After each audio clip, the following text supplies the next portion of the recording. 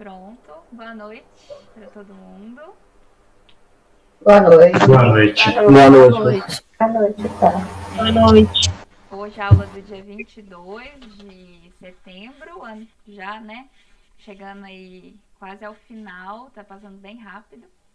E aí hoje a gente eu vou dar uma rápida passada pelo que a gente já viu, como eu sempre faço no início das aulas. E aí a gente vai adiantar um pouco mais na matéria, ver um pouquinho mais sobre esse processo de crise da monarquia do Brasil que precedeu a proclamação da República. Já já a gente chega na proclamação da República.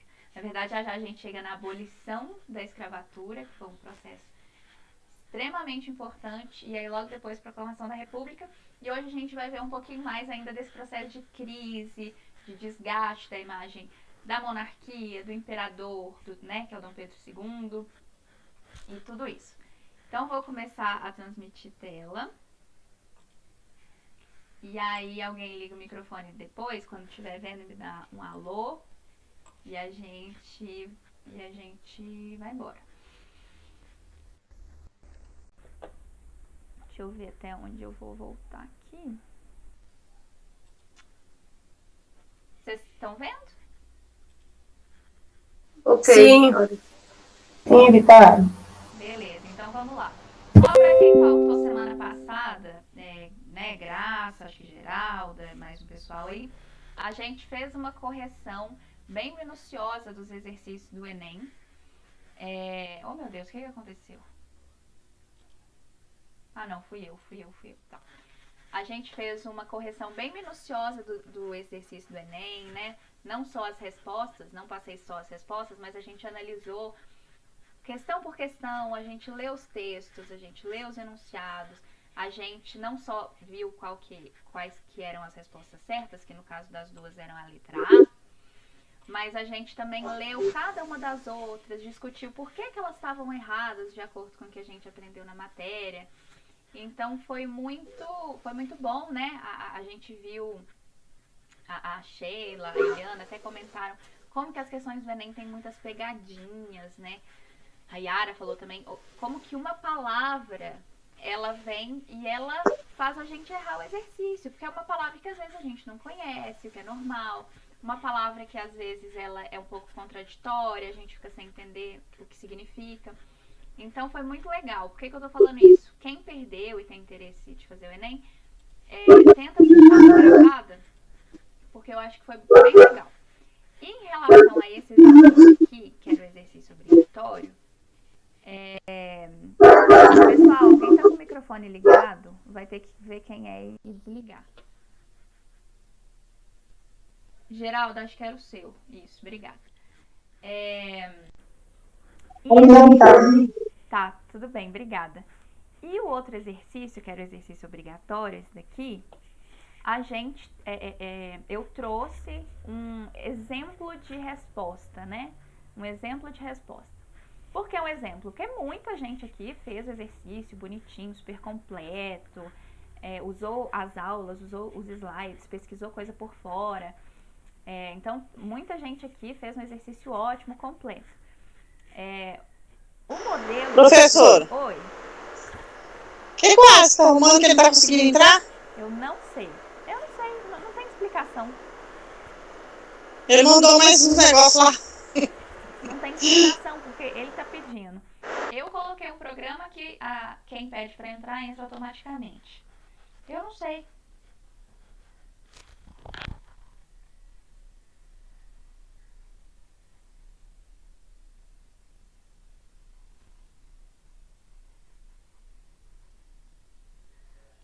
Bom, voltando. Trouxe um exemplo de resposta para quê? Até quem fez um bom exercício, quem trouxe uma resposta completa, às vezes deixou de falar uma coisa que também era importante. Então, na verdade, era um modelo para quem fez e quem não fez dar uma olhada. Inclusive, quem não fez, né, eu sugeri que copiasse a resposta no caderno, que a resposta estava bem completinha.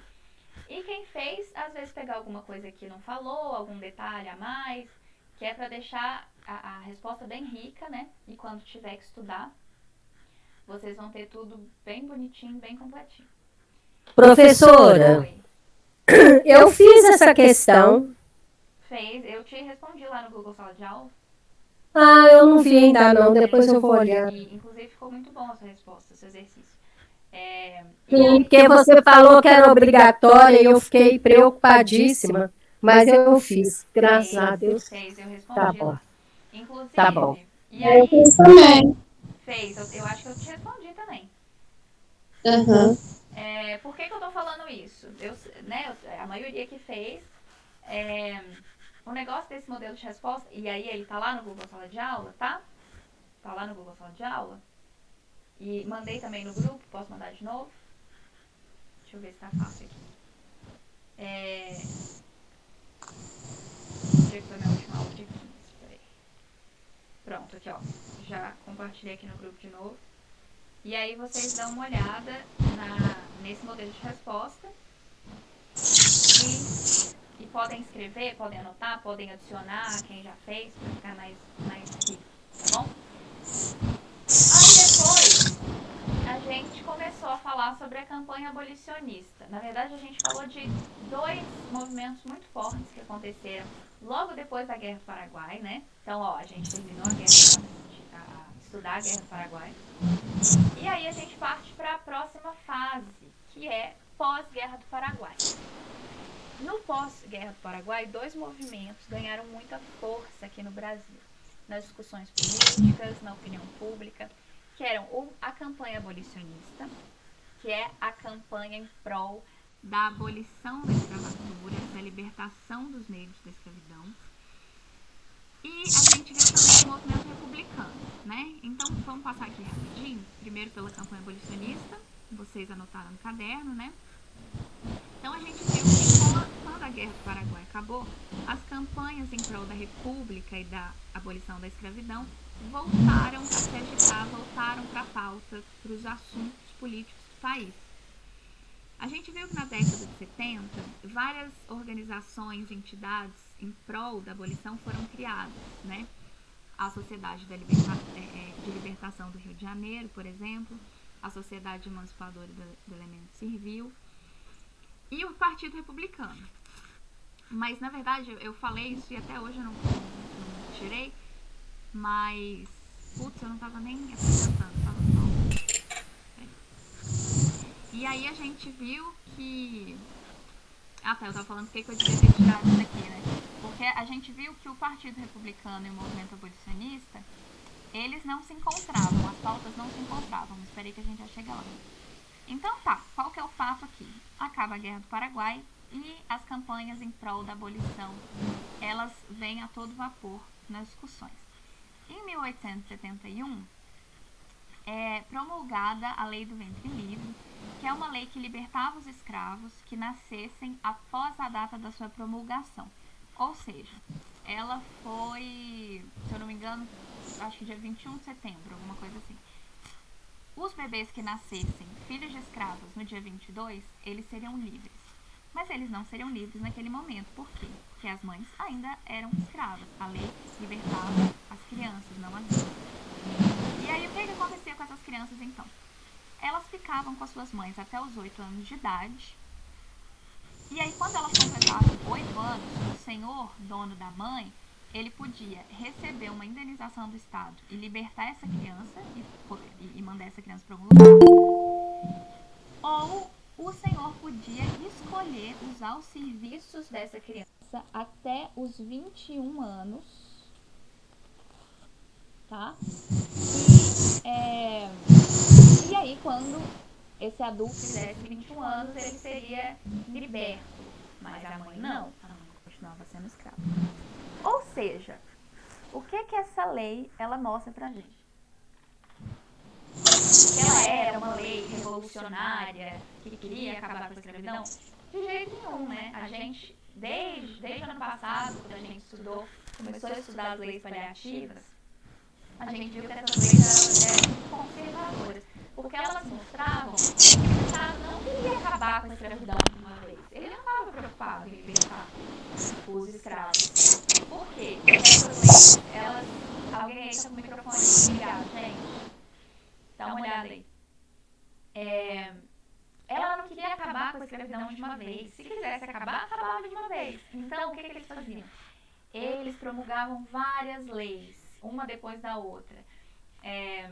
Por exemplo, em 1850 teve a lei que extinguiu o tráfico, ou seja, a partir daquele momento não vinham mais negros da África para serem escravizados.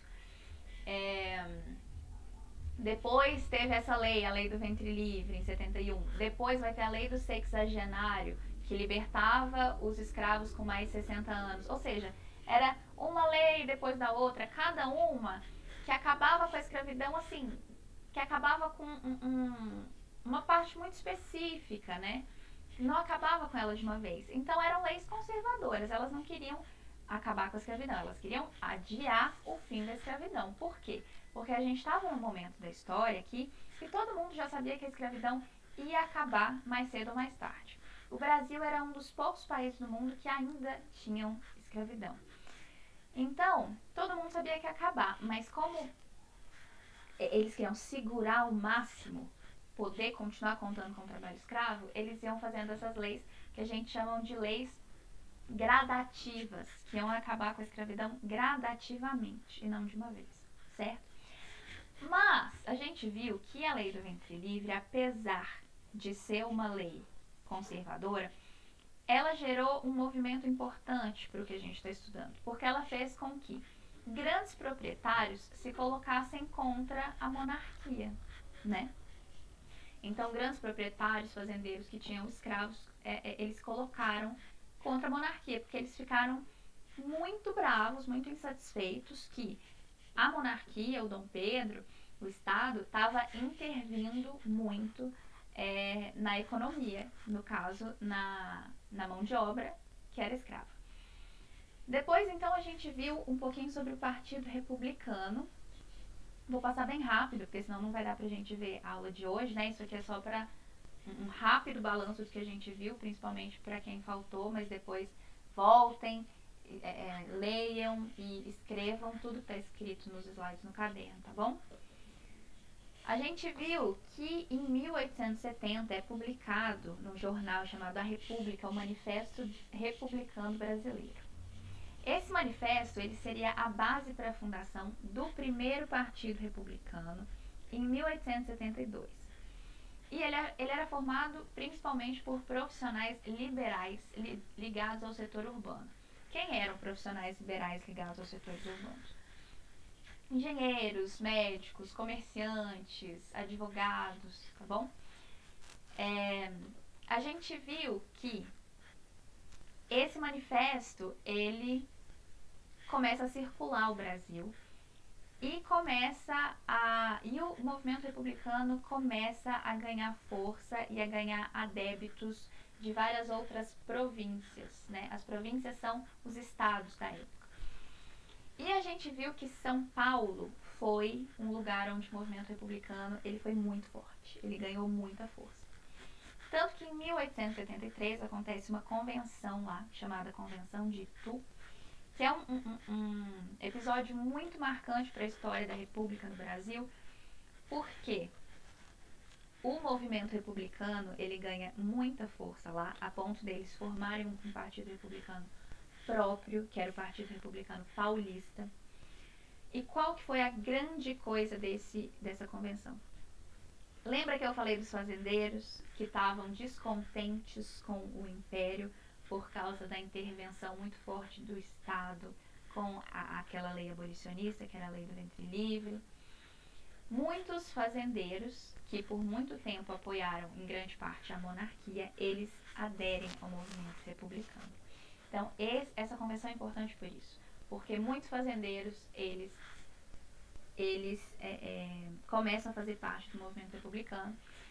Esse Partido Republicano Paulista vai ser muito forte, tá? Aqui, ó, tá escrito aqui. Em São Paulo, constitui-se um partido muito forte, que contava com médicos, advogados, engenheiros, jornalistas, comerciantes e muitos fazendeiros do café do Oeste Paulista. Outras províncias que aderiram muito fortemente ao movimento republicano: Minas Gerais, São Paulo e Pernambuco, principalmente. A Bahia não muito, a Bahia ainda era um lugar bastante monarquista. No Ceará também chegou bastante, de certa forma, tá? Mas esses foram os principais. E aí a gente viu que é muito importante. Doutora, volta lá em cima só um pouquinho para eu acabar de copiar, fazendo favor. Copiar o quê? Aí em cima que eu tava copiando. Aqui? É? Tá, mas você acha que vai demorar? Porque tudo isso a gente já viu. Ah, não, então pode deixar. É porque eu tenho anotado umas coisas aqui, mas eu não olhei se era, não. Tá. Você tava falando. É porque eu tô passando isso aqui rapidinho, mas a gente já passou por essa parte. Aí tá nas aulas gravadas, porque senão a gente não consegue avançar pra parte de hoje. Mas você quer tirar uma foto aí? Não, eu olho ali, porque eu tenho tudo anotado aqui também. Tá bom. Porque eu fico copiando. Tá, os slides também estão lá no sala de aula, tá? Tá bom. Aí a gente viu que o movimento abolicionista, apesar do movimento abolicionista e do movimento republicano ganharem força no mesmo momento, que é o que a gente está vendo agora, né? Ou seja, a Guerra do Paraguai acaba em 1869, então em 1870, na década de 1870, esses movimentos ganham muita força. Ao mesmo tempo, mas eles não eram coincidentes, eles não se encontravam. Por quê? Porque os republicanos, a maioria, eles não eram a favor da questão abolicionista. Inclusive, principalmente depois que os fazendeiros aderiram ao movimento republicano, certo? Por estarem insatisfeitos pela política intervencionista do Estado, do imperador, do império. Então, o que acontece? Os republicanos, eles ganharam muita força com a entrada desses fazendeiros, que queriam que a escravidão continuasse rolando solta. Então, os republicanos, eles evitaram de falar da questão da abolição, tá? Os republicanos, eles também acreditavam no gradualismo, ou seja, uma lei aqui, uma lei ali, mas vamos adiar o máximo, tá bom? E aí a gente vai entrar agora na aula de hoje. Agora sim vocês podem anotar. Caderno, canetas, lápis na mão para escrever. Até aqui, gente. Alguma dúvida? Alguém quer falar alguma coisa?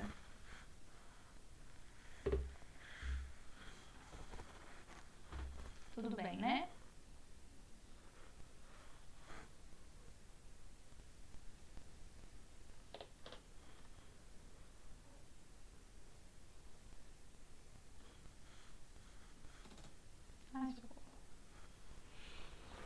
Então vamos lá.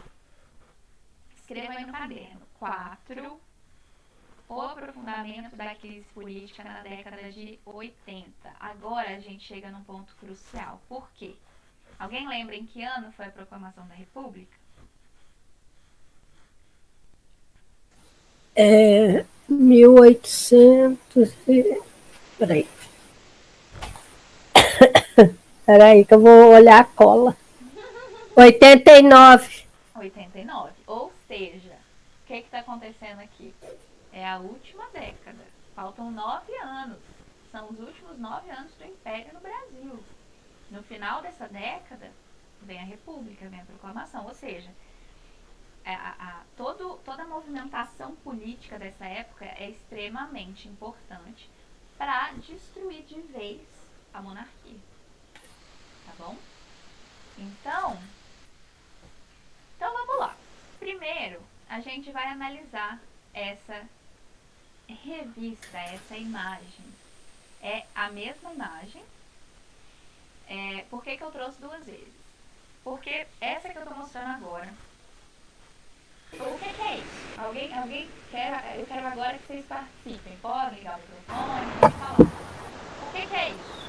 Vocês estão vendo aí? Ele tá dormindo? Isso, mas aonde que está essa imagem? Ele tá sentado numa cadeira, né? No quarto ou numa área? Antes de analisar quem é, o que ele está fazendo. O que vocês São Pedro? Isso, mas antes disso, o que é isso aqui? Esse papel, essa folha, o que é isso? Jornal, não? É um jornal. Isso, um jornal. Isso Jornal. mesmo. Vamos por partes. Isso mesmo. Primeiro, isso é um jornal. Um jornal chamado... Cadê o nome do jornal? Revista Ilustrada. Revista Ilustrada. Isso mesmo. Boa. Alguém consegue achar o ano em que essa revista foi publicada? Deixa eu ver. Tá bem pequenininho, Vitória. Tá bem que... 1887? Isso. Ai, calma. Fiz bobagem, pera. É, Quem leu aí que com essa visão maravilhosa? porque a minha é péssima. Sou eu, Graça, Yara. Ah, sua tá vista bem, tá maravilhosa, Yara. Dá nada. Parabéns. Deus abençoe. Amém. Olha aqui. Tá vendo? Vocês estão vendo a minha setinha aqui? Ah, é mesmo. não tá tão pequeno assim não, eu tava olhando Tá não. abaixo. Tá não. 1887. Agora eu fui ver. 1870. Rio de Janeiro, 1887. Isso aí. Então a gente já tem 3 informações principais. Primeira, isso é um jornal. Isso foi publicado num jornal, ou seja, muita gente viu isso, né? Segundo, aonde que foi publicado? Graça acabou de falar. Rio de Janeiro, Rio de Janeiro. Que ano? 1887. Quantos anos antes da proclamação? 2 anos. 2 anos. Agora eu quero que vocês achem outra coisa muito importante nessa imagem. Quem é que publicou esse jornal? Parece que Ângelo Agostini. Agostini. Isso. Vocês já escutaram falar desse cara? Não. Eu não. Não. Já. Já, ué, na aula do dia você falou dele, ué. Ah, tá. Peraí. Nas aulas passadas. Qual aula, você lembra? Ah, eu só não lembro qual, mas não tem muito tempo, não. Tem não. Esses dias passados O aí. que a gente viu do Ângelo Agostiniano? Deve. Foi um texto? Foi uma imagem? Um texto. Texto, eu acho que com imagem. Qual que era a imagem? Ah, dele em pé, uai. Próximo. Acho que dele em pé, próximo à mãe dele. Ele quem? Não lembro da mãe dele, do Agostinho. Não. O Eu Agostinho... não lembro direito. Isso. A gente analisou uma imagem, uma charge que o Agostini produziu, que foi a De Volta do Paraguai. Isso, foi isso mesmo, professor. Né? Aquela imagem do... Ô, Vitória, acabei de ver agora. Aquele soldado chegando, né? Exatamente. Vendo a mãe sendo... Quer dizer, os escravos sendo... no tronco, apanhando, é verdade. Então, ó, a gente já viu o Agostini. O Agostini foi quem fez aquela imagem. Aquele soldado não é o Agostini, viu? Peraí, Bia, agora eu não posso. Não, ele desenhou, né? O soldado chegando. Exato. O soldado não é o Agostini. O Agostini, ele era um como chama? Ilustrador, mas na época não é ilustrador. Eu ia falar ilustrador. Mas não é, nessa época não é. Deixa eu conferir aqui. Então, mas é aquela imagem mesmo que o soldado tá em pé, não é? Isso. Eu lembro. Isso. Cartunista. A gente pode chamar de várias coisas. Um desenhista, um cartunista, né? E aí, foi ele quem fez aquela imagem do De Volta para o Paraguai, que é o soldado, né? Que vocês acabaram de falar. Chegando do Paraguai, cheio de prêmios, cheio de honras, de medalhas. E vendo a mãe apanhando no tronco. Por quê? Ele tinha sido liberto para lutar na guerra. E a família não foi. A família continuou sendo escravizada. Acho que até na pergunta, de uma das perguntas do lado do Enem, que não era obrigatório, não tem? Isso. Falando também, perguntando? Era exatamente isso mesmo. Porque minha memória, eu esqueço e tudo, mas são algumas coisas, a mente ajuda um pouquinho. Isso mesmo. Ou seja, quem que era o Ângelo Agostini? Ele escreveu, ele desenhou um negócio daquele que era o quê? Era uma provocação, aquilo é uma crítica, não é? Uhum. E aí também. E aqui também. Como que pode o rei Dom Pedro dormindo, lendo o jornal? Como que pode? Exatamente. Exatamente. Ou seja, ele era um desenhista muito crítico à República, né? Lá no De Volta à República, não, desculpa, à monarquia, ao Império, ao Dom Pedro. Por quê? O que ele estava criticando lá no De Volta do Paraguai? Eu não lembro. Professora, ele estava criticando que como que poderia um escravo ser livre e a sua família não. Exatamente. Continuar escrava. Exatamente. Ou seja, eu acho que no geral a gente poderia dizer que era uma crítica à sociedade escravista, né? Uhum. Hipócrita, né? É o que a Gra falou. Como que pode acontecer um negócio desse? E aqui, o Ângelo Agostini, ele traz outra crítica. E aí agora a gente vai analisar mesmo a imagem em si. Eu vou até colocar essa aqui, que ela é... Vocês acham que essa tá melhor que a outra? Está. Tá. Tá, então... Mais legível, tá mais então, claro. O que a gente tem aqui? Vamos lá, vocês podem falar.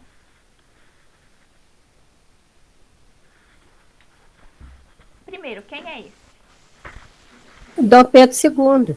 Dom Pedro. Sentado numa cadeira. Isso, sentado numa cadeira. Vamos lá, lembra que quando a gente analisa Eu acho que ele... cada detalhe vai. Eu Ele acho tá que à ele tá frente numa de- sacada. Uhum. Uma sacada, né? É. Eu achava que era um quarto, mas eu acho que é uma sacada, por causa das grades, tem umas grades assim, né? E tem uma cortina. Não tem? Ele está num quarto que tem uma sacada. Uhum. Pode ser também, né? Uma cadeira. No colo dele tem o quê? Jornal que ele estava lendo O País. Opa, aí. Pai. E olha essa mesinha aí do lado dele. Cheio de Cheia jornais. de jornal. Tem jornal. Vários jornais diferentes, né? Sinal que eu gostava de ler muito. Ó, eu tô Mas conseguindo... dormia rapidinho, né?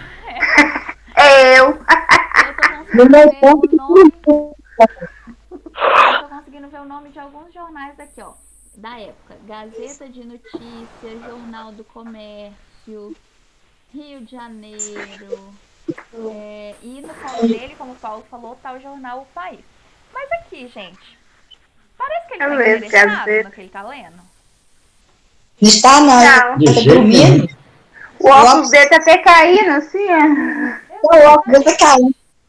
Ele nem quer saber do país. Ele não quer saber do país. Exatamente, Paulo. Matou a pau. Ou seja, o que a gente tem aqui? A gente tem o governante do país. Beatriz, eu não... Espera.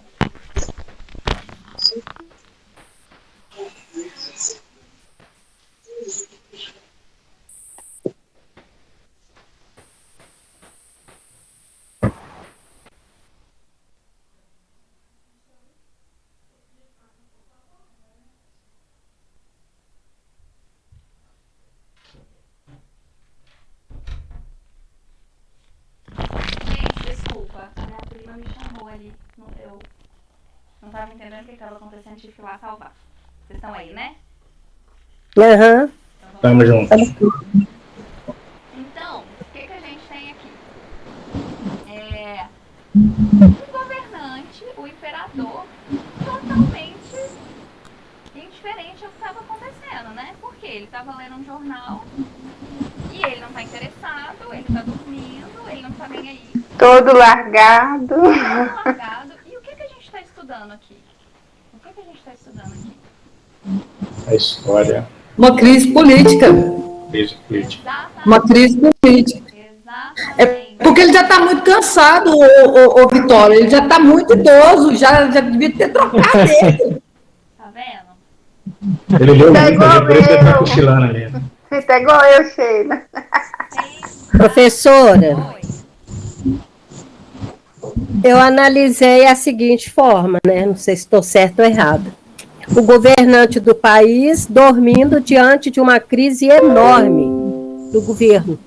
Né? No caso, era a monarquia, mas não deixava de ser um governo. Não. Né? Agora, o fato o fato dele estar dormindo, eu tenho outro pensamento sobre. Quando você está passando por uma crise muito grande, você acaba se entregando, a maioria, né, das pessoas. Quando começa esses jornais, todos deveriam ter o mesmo noticiário da crise que estava tendo, né, as confusões lá, e isso deixou ele apático. Eu acho que pode, esse sono aí não é totalmente de descaso, quer dizer, isso aí é visão minha, né? Pode ser ele já depressivo diante de tanta. Vou falar imposição, né? Mas não é, a palavra não seria essa, imposição. Diante de um problema que não teria como sair, não teria solução para ele. Eu acho que é meio por aí, né? Sua análise é muito interessante. Peraí, Sheila. É muito interessante, porque inclusive o que você acabou de falar, né? Você falou, né? Eu acho que pode ser que não seja, pode ser que não seja só indiferença, pode ser que não tenha solução. Isso é muito interessante porque era inclusive muito que a sociedade da época falava, né? Uma parte realmente achava que ele não estava nem aí, e outra já achava que via um homem doente, cansado, e falava, mas ele não tem a menor condição de fazer isso. Então, a sociedade da época tinha essa mesma dualidade de opiniões sobre o que estava acontecendo, né? Pode falar, era a Sheila que queria falar? Isso. Eu acho assim, Vitória, você pode ver que ele começou a ler vários jornais. Tem uns que ele nem abriu. Então, todos aqueles jornais que ele estava lendo ali, todos vinham assim, como uma crítica ao governo, como por exemplo, assim, o desinteresse, sabe? Ele começou a ficar muito pressionado. Bom, tudo que vocês falaram foi extremamente certo, extremamente correto. A análise que vocês fizeram da charge foi extremamente correta. Foi, enfim, vocês vão ver que os próximos slides basicamente vão confirmar tudo que vocês disseram. Alguns vão assinalar um possível caminho para a resposta dessa dúvida que vocês ficaram, né? Será que é só indiferença? Será que ele só não aguenta mais? Será que a pressão é tanta que não tem o que fazer? A gente vai ter algumas possíveis respostas, mas é basicamente o que vocês falaram. E aí, não sei se vocês lembram lá no De Volta para o Paraguai, tinha também um textinho, né? O Ângelo Agostini, além de desenhar, ele também colocava um textinho com a sua crítica. E aqui também tem um. Está bem pequenininho aqui embaixo, então eu vou ler. Olha o que o Agostini escreveu. O rei, nosso senhor e amo, dorme o sono da indiferença. Os jornais que diariamente trazem os desmandos desta situação parecem produzir em si o efeito de um narcótico. Olha a crítica do cara, gente. Olha a crítica do cara. Bem-aventurado Senhor, para vós o reino do céu, e para o nosso povo o do inferno.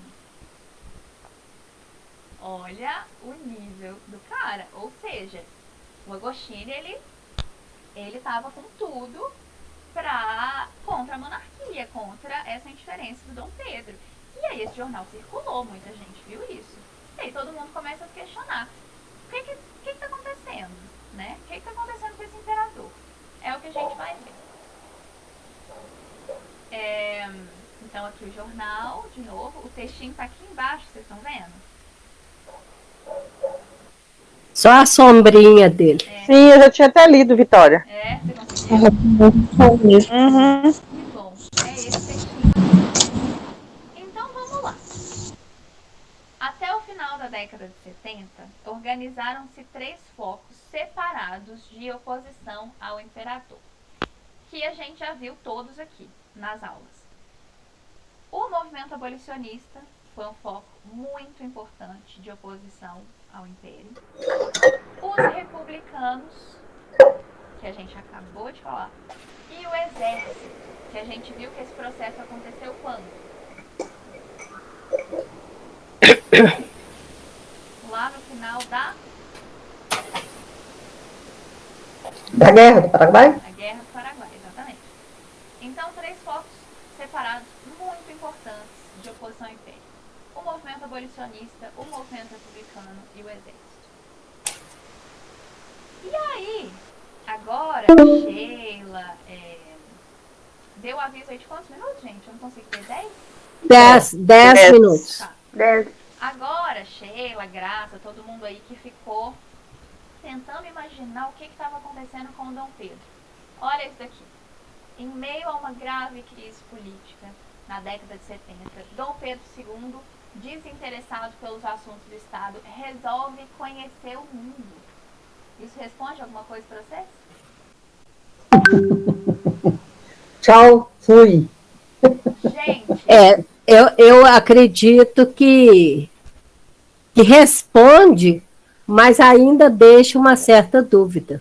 É por isso que eu te falei que eu achei muito interessante o seu comentário, porque justamente quando Dom Pedro ele sai para viajar, o Dom Pedro ele nunca tinha saído do Brasil, né? Ele nasceu aqui e nunca tinha ido para a Europa.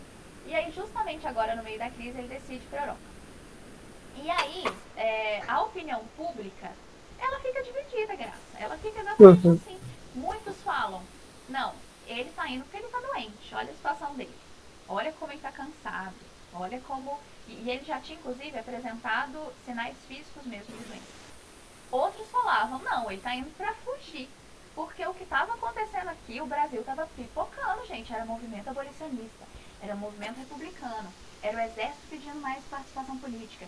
Teve uma epidemia lá no Rio de Janeiro, que era a corte no período.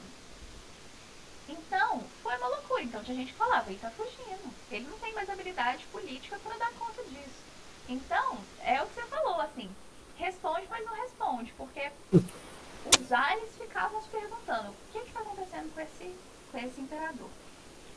A questão é, ele viajou, gente, na década de 70 e 80. Deixa esse microfone tá aberto. Ele fez 3 viagens para a Europa, principalmente para a Europa. No meio também ele foi para os Estados Unidos. Em outro ele chegou aí pro Oriente. Então ele viajou literalmente um mundo.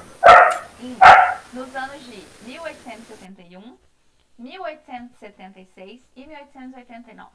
Nesses 3 anos, ele praticamente não estava aqui no país. E quando ele viajava, quem ficava no lugar dele era a filha dele, a princesa Isabel. A gente vai ver isso mais pra frente.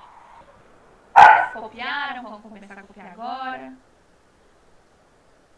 Ô, Vitória, as pessoas também têm que compreender que ele pegou uma responsabilidade para governar o país muito jovem, né?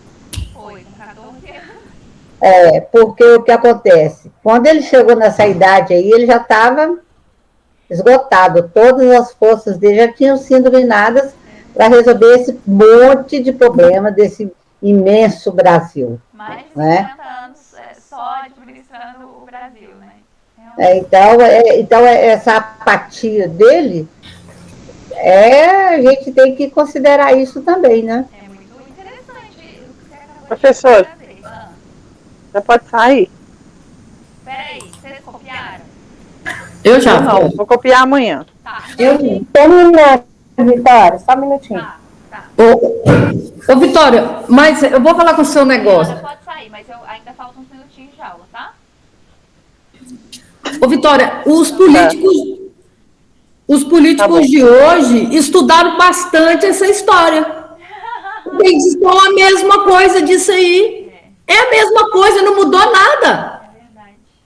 Você pode ver, não mudou nada, é a mesma coisa. Eu acho que eles estudaram muito essa história do Dom Pedro aí, porque ninguém tá nem aí pra nada.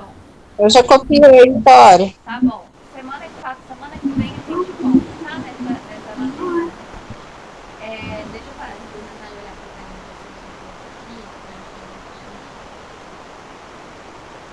pra gente terminar de conversar. Faltam 6 minutos. Pois é, Sheila, a gente está, nesse momento, a gente está no contato com uma crise sanitária, uma crise política, ninguém consegue comer, e ninguém parece que tá nem aí, né? Não parece que a gente vive sem governança no país. E, ai, gente, é um papelão. Não dá uma vergonha, né? Não passa. Não, e o pior de tudo não é isso, o Vitória. O presidente vai para a ONU, ele não sabe nem quanto ele deu de auxílio. Ele não sabe calcular. Você viu o valor? Ele não sabe matemática. Se ele tivesse dado aquele valor, meu Deus, não estava tudo rico agora. Ele falou Nós estamos passando vergonha. $200, não foi? Isso. Faz a conta para você ver, Vitória. Vergonhoso. Fora que Eu acho que não chegou nem 20. ele só mentiu. Ele falou que tem mais de um ano que não tem caso de corrupção no Brasil. Ele não fala que ele cobrou $1 de propina por vacina, enquanto o Brasil já estava com 500 mil mortos. É vergonhoso, gente. Mas é isso mesmo. Tá vendo pra quem serve estudar história? Porque a gente vê as coisas que estão acontecendo hoje, olha pra trás e as coisas já estão ali. Você parou de gravar, né, Vitória? Porque a aula agora é atual, né? Parei de gravar? Ah, tá. Não parei de gravar. Mas, Graça, estudar história... Não parou? Não parei. É justamente pra gente fazer essa ligação entre o passado, o presente e até o futuro, né? Pra gente conseguir entender as coisas que estão vindo. Estudar história é conseguir entender essas singularidades. É exatamente isso mesmo, ligar uma coisa com a outra. Mas, ô Vitória, o nosso futuro, meu Deus, está muito incerto, misericórdia. O futuro ninguém sabe mesmo, mas pela crise que nós estamos passando, pelos governantes que nós estamos com ele, não vem nada de bom aí para frente, não. Não, tá? e se tiver eleição, jeito, você não tem quem votar. Você vai votar num que já roubou todo mundo? Você vai colocar um que você sabe que vai roubar de novo? É difícil, você não sabe quem votar. Mas aí, Sheila, você tocou num ponto muito bom. O ladrão agora virou santo. E se for eleito, ele vai subir no poder, porque ele vai curar a nação. Ele não vai ganhar, Graça. Ele não vai ganhar, entendeu? Ele não vai ganhar. Entendeu? Eu acho que ele não vai ganhar. Ele pode até tentar, mas ele não vai ganhar. A não ser que o brasileiro seja tão burro. Vocês vão me desculpar. Porque eu vou falar pra você, o cara chegou, todo mundo acha assim, ele fez isso, ele fez aquilo, ele não fez mais do que a obrigação dele, gente. Ele não deu nada para ninguém, não. Claro, todo mundo paga imposto. Todo mundo paga imposto, o povo tudo tá pago da cabeça, tem que abrir a cabeça, abrir o horizonte. Gente, o cenário... Não, sério, eu fico com raiva disso. É isso aí, seja qual for, a gente tá... Não, eu vou falar com você, todo mundo está idolatrando um cara que não fez mais do que obrigação, porque pegou o dinheiro dos impostos. A gasolina, a Dilma segurou o preço da gasolina. Resolveu algum problema? Não, o gás agora está quanto? O que tá? É o que eu estou falando, gente. Aí todo mundo fala assim, não, mas eles ajudaram o país. Ajudaram no quê? Em nada. Vai no Nordeste, numa parte do Nordeste mesmo, que é coisa, vocês vão ver o que está lá, gente. Não precisa de ir lá, não. É só você sair aqui na rua, aqui, ó, vocês vão ver o tanto de gente na rua. É verdade. Exatamente. Eles não fizeram mais que obrigação, né, Sheila? É bem isso mesmo. Pô, é revoltante, Vitória. Eu não gosto nem de conversar sobre isso, porque eu fico com muita raiva. E olha lá. É um negócio, assim, complicado. Mas é isso. O pior, você sabe o que é, Sheila? Quando um governante, ele ajuda, como Lula fez, o pessoal endeusa ele, porque os outros governantes eram piores do que ele. Eles tiravam e não davam nada para o povo. O Lula tirou muito, mas ele ainda recompensou um pouquinho. Então, isso aí são migalhas que o povo ficam alucinados com essas migalhas. Ô, gente, mas o que eu falo é o seguinte, gente, foi dos nossos bolsos, foi nossos impostos. A gente tem que entender, foi isso, saiu do nosso bolso, eles não deram nada para ninguém. Com certeza. Assim, como 2 e 2 são 4. Uhum. Vai cair a aula. Ai, tá bom. Gente, Boa noite, professora. Tchau. Boa noite, professora. Boa noite para Como todos. você gera essas discussões? É essa a Boa intenção. Até daqui a pouco. Boa noite. Tchau. Obrigada, viu? Boa noite, Vitória. Não. Tchau. noite.